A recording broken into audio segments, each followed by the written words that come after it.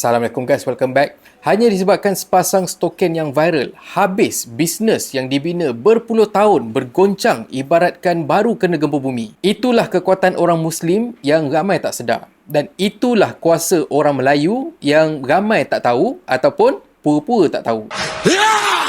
Masih lagi pasal isu KK Mart walaupun dah beberapa hari berlalu, yang dahsyatnya sebab kita dapat sequel. Kita dapat spin-off dan kita dapat prequel. Untuk yang tak tahu, sequel tu maksud dia ialah kisah sambungan dari kisah pertama ataupun kisah yang terawal, dan kemudian spin-off pula ialah kisah yang berlaku dekat luar kisah utama. Sebagai contoh, dekat dalam isu KK Mart ni, kita boleh tengok ada beberapa kafe harbi yang buat statement ataupun yang mempersoalkan tindakan KK Mart, minta maaf pada masyarakat Muslim disebabkan token yang viral baru-baru ni. Dan untuk isu kali ni, kita nak bincang, kita nak sembang pasal prequel, iaitu kisah yang berlaku sebelum kisah utama ataupun kisah pertama, iaitu sebelum token bertulis kalimah Allah tu dijumpai dan juga viral. Ini adalah perkongsian dari mereka yang berpengalaman dalam membekalkan barang-barang, produk-produk semua untuk pasaraya dan sebagainya. Contohnya, kenyataan dari seorang netizen yang mempersoalkan KK Mart macam mana boleh terlepas token tu dekat kedai dorang. Dan ini apa yang diberkatakan oleh Nizam Muhammad. Aku berniaga import barang dari China sejak 2010. Kilang di China tak ada sesaja nak buat logo kat barang tanpa tepahan dari pelanggan. Lebih baik dia jual kosong dari kena stitch tambah kos kilang dia, kecuali ada pesanan dari pelanggan. Kerana kilang di China tu banyak OEM. Okey, untuk siapa yang tak tahu, OEM tu maksudnya ialah kau. Untuk OEM. Untuk OEM ni, maksud dia adalah kilang ataupun mana-mana kedai tu dia akan sediakan produk kosong. So, kita lah yang kena buat label, kita lah yang kena corakkan produk tu supaya jadi macam produk tu produk kita, kita yang hasilkan, kita yang buat, kita yang manufacture dan sebagainya. So, aku sambung lagi, dan logo adalah pilihan pengimport atau owner business. Kalaupun kilang tu nak buat logo, dia akan guna untuk direct sale kepada pelanggan. So maksudnya daripada kilang terus ke pelanggan, dia bukan daripada kilang pergi ke pekedai ataupun pergi dekat business owner, lepas tu baru pergi ke pelanggan. Korang faham Perkara begini sangat kurang ajar dan tak boleh dimaafkan begitu saja. Apatah lagi, ia melibatkan nama Allah SWT yang Maha Agung, Tuhan agama Islam. Sebelum ni, dah banyak dress terbuka aurat. Kasut dan kain yang bercetak kalimah Allah ini dicetak dan mereka seperti biasa memohon maaf tanpa periksa terlebih dahulu sebelum dipasarkan. Menunjukkan syarikat tak ada QC. Kita tak memusuhi yang zimi. Namun, yang harbi begini memang patut diajar. Yang tak reti nak respect agama orang lain. Aku pun setuju pasal benda ni. Sebab kita memang pernah kerja dan kita memang pernah check barang-barang benda semua. Jadinya, macam mana benda macam ni boleh terlepas pandang? Sedangkan ada banyak checkpoint dari kilang sampailah ke pelanggan tu. Berapa banyak yang checkpoint tu perlu dilalui sebelum barang tu sampai ke pelanggan ataupun barang tu kita letak dekat kedai sebagai display. Takkan ramai tak perasan? Oh lupa, dekat KK kan ramai pekerja dia pendatang.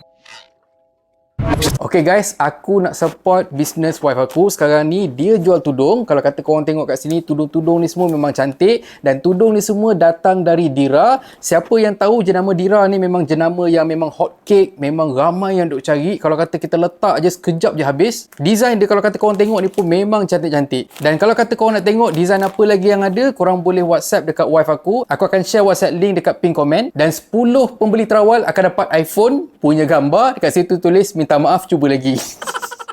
tak, aku gurau. Tapi yes, kalau kata korang nak cari tudung-tudung yang cantik, korang nak support aku, korang nak support wife aku, korang boleh tekan link dekat pin komen. Thank you. Cantik-cantik design dia ni. Aku rasa jual tudung ni lagi bagus daripada scam orang.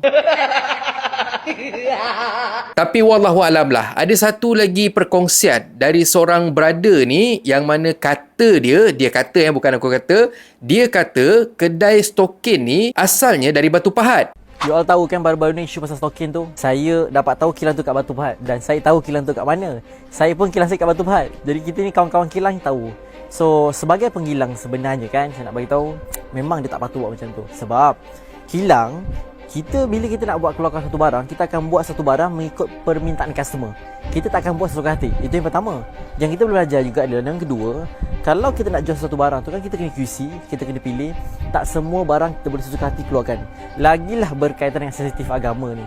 Saya tak nak ulas banyak sebab saya pun tak baik sebenarnya, tapi saya pengalaman kilang saya tahu. Kita kena QC walaupun banyak department. Dan saya pun nak cakap saya bagus tidak, tapi kilang akan buat mengikut permintaan customer. Jadi bermaksud benda tu ada yang minta. Tapi saya bukan nak memanjakan cerita ni, saya pun tak tahu. Tapi itulah, saya nak reveal tak baik bulan puasa ni kan. You all tahu takkan nak mana? Ke nak saya tunjuk kilang tu kat mana? Janganlah, tak dah. Bulan puasa tak nak baik berdosa. Tapi bagi saya tak menyokong. Dan saya sokong kalau you all feel nak boycott, saya rasa kalau itu yang terbaik, kita kena boycott. Sebab dia main sensitivity agama kita. Tapi kilang tu kat Batu Pahat. Jap, apa pula dosa dia bang? Kita bukannya dedah lokasi yang pelakon tu kena ketuk pintu 3 jam.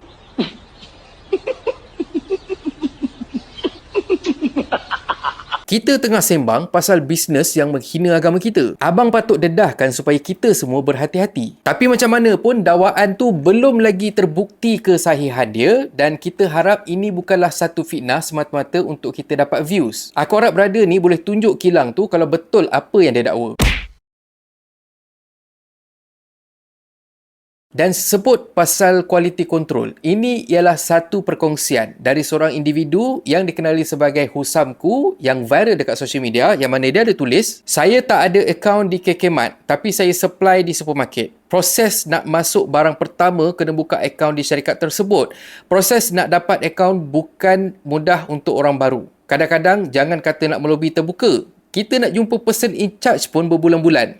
Sudah dapat buka akaun, nak list barang, kena bagi proposal. Kena bagi sampel dan ada syarikat yang akan minta plan pemasaran, marketing dan sebagainya. Kena check barang benda semua. Kalau makanan, mungkin kena test. Dan benda ni selalunya dibawa ke meeting antara pihak pengurusan dorang, bukan one person decision.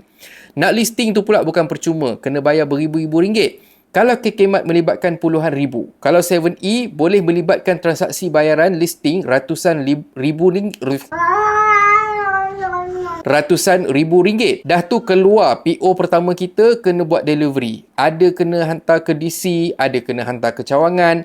Setiap kali hantar barang kena inspect, kena check. Kalau ada tak kena atau rosak, boleh kena reject. Itu belum lagi masuk proses lain daripada pihak mereka sehinggalah produk sampai digantung dekat shelf.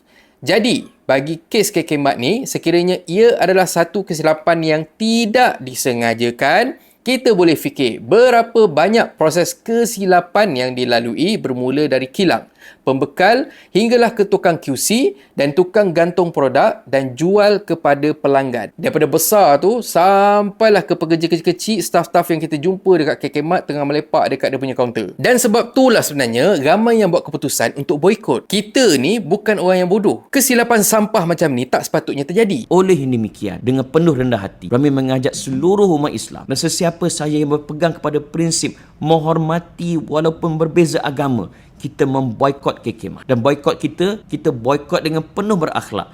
Jangan kita merosakkan harta benda, jangan kita pergi maki pekerja-pekerja KK Mart maupun pengasas KK Mart, jangan kita mencela, jangan kita kecam dengan bahasa-bahasa yang huduh. Kita pelihara akhlak kita tak kali kita berboikot. Sebab boikot kita bukan boikot untuk menghina.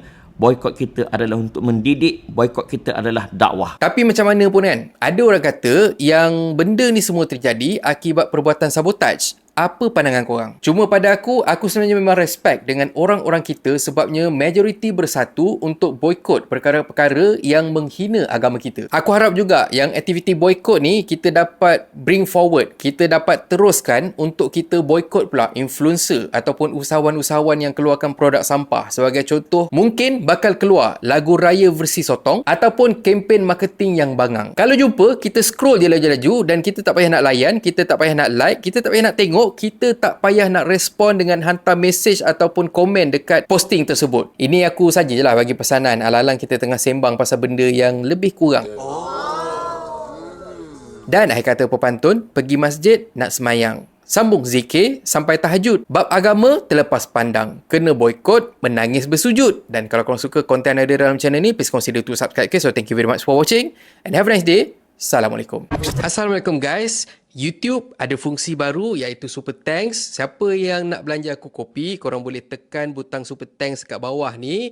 Korang belanja aku RM6 je. Anyway, terima kasih sangat-sangat untuk sokongan korang. Assalamualaikum. Mantap Pak Bo. Oh, sakit.